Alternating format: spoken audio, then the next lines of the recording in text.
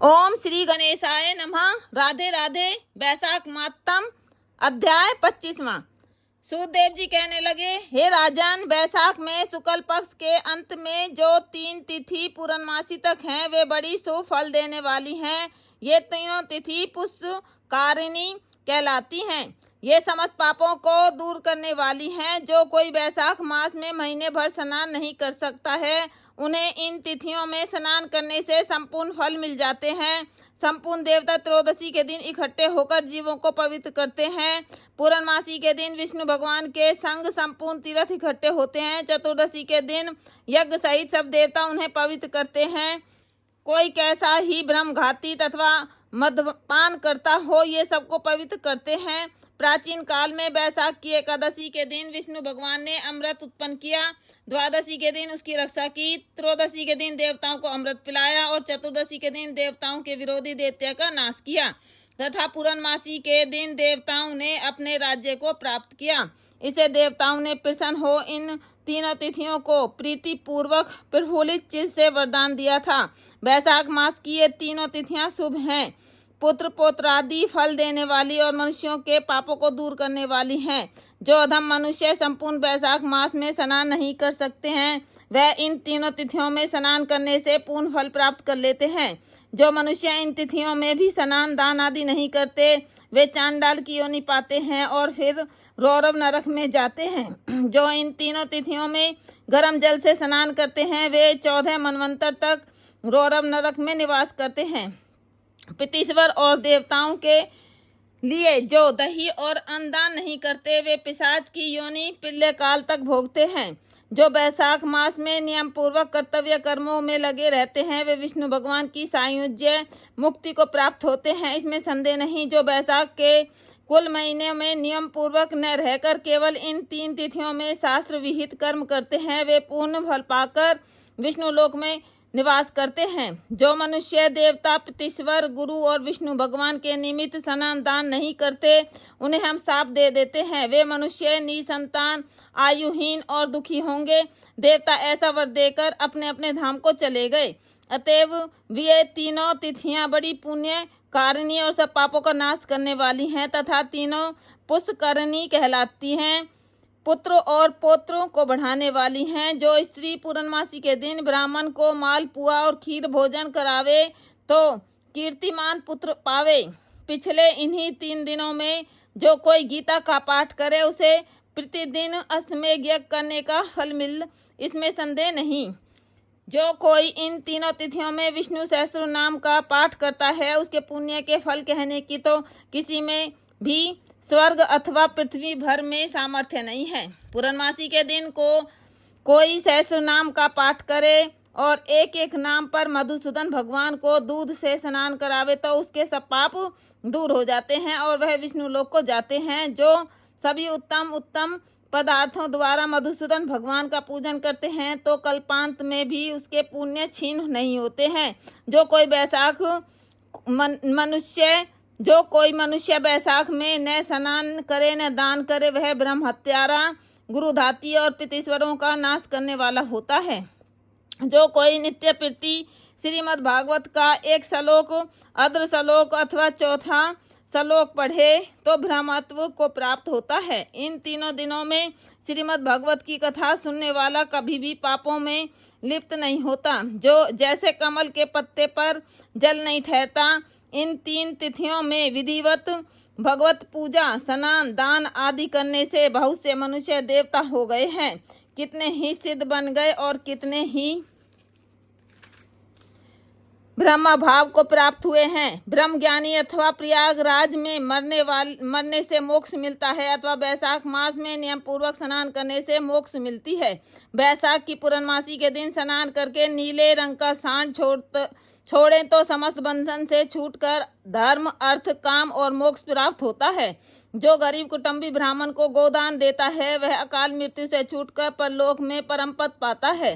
जो कोई वैशाख की पूर्णमासी को बिना स्नान दान किए बिना देते हैं, वह 100 जन्म तक कुत्ता की योनि में पड़कर विष्ठा के कीड़े होते हैं। तीनों भुवन में 3.5 करोड़ तीर्थ हैं। ये सब इकट्ठे होकर पाप समूह के डर से सलाह करने लगे कि पापी मनुष्य अपने किए पाप हमारे बीच में त्यागते हैं तो हमारे पाप कैसे दूर होंगे। ऐसी चिंता करते हुए तीर्थपाद हरि भगवान की शरण में गए और अनेक स्तोत्र द्वारा स्तुति करके प्रार्थना करने लगे। हे देव, हे जगन्नाथ, हे संपूर्ण पापों के नाश करने वाले, पापी मनुष्य हम में स्नान करके पापों को हमारे बीच में छोड़ आपके धाम को चले जाते हैं। तो हे प्रभु, हम आपके आज्ञाकारी हैं, अतः ये पाप हे जनार्दन हमारे कैसे दूर होंगे।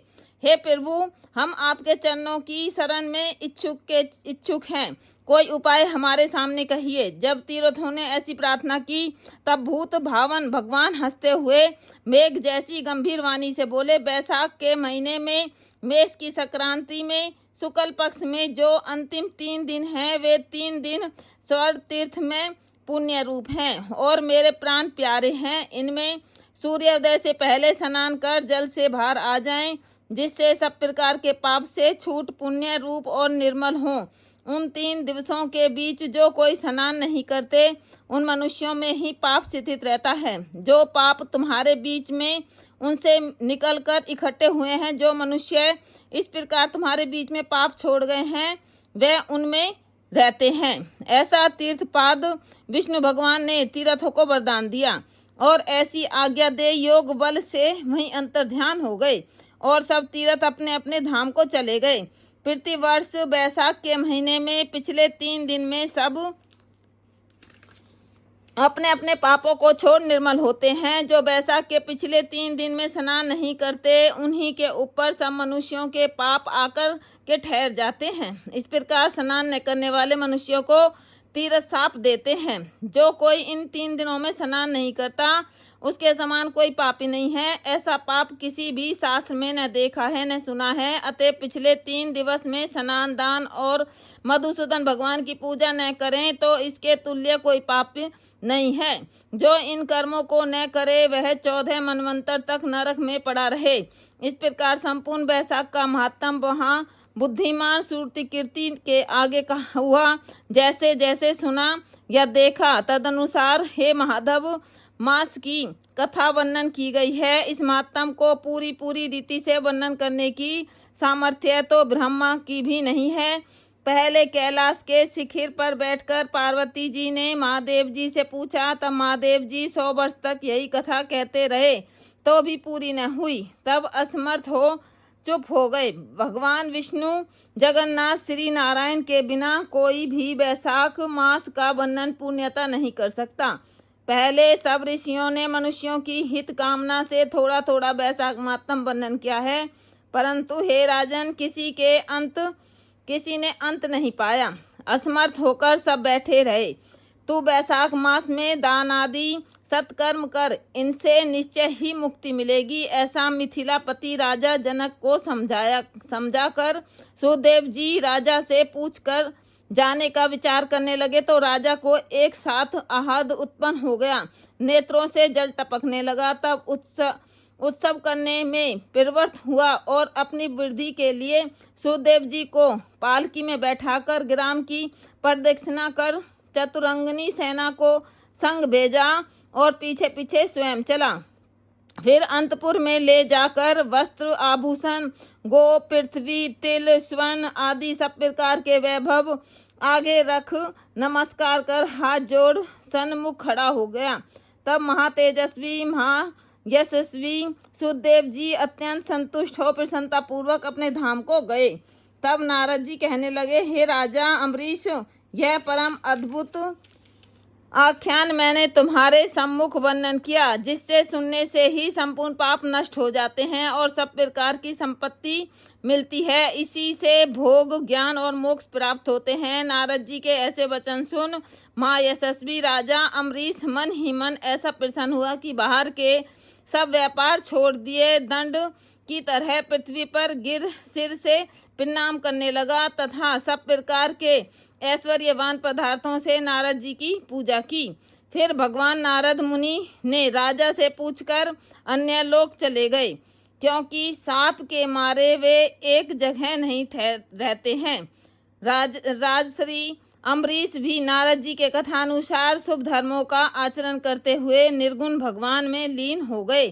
सूत जी बोले, जो कोई पाप के नाश करता और पुण्य के बढ़ाने वाले परम अद्भुत आख्यान को सुनता अथवा पाठ करता है, वह परम गति को प्राप्त होता है, तथा जिसके घर में हाथ की लिखी पुस्तक है, उसके तो हाथ ही में मुक्ति है, सुनने की भी कुछ आवश्यकता नहीं है। इति वैशाख मातम 25वां अध्याय संपूर्ण।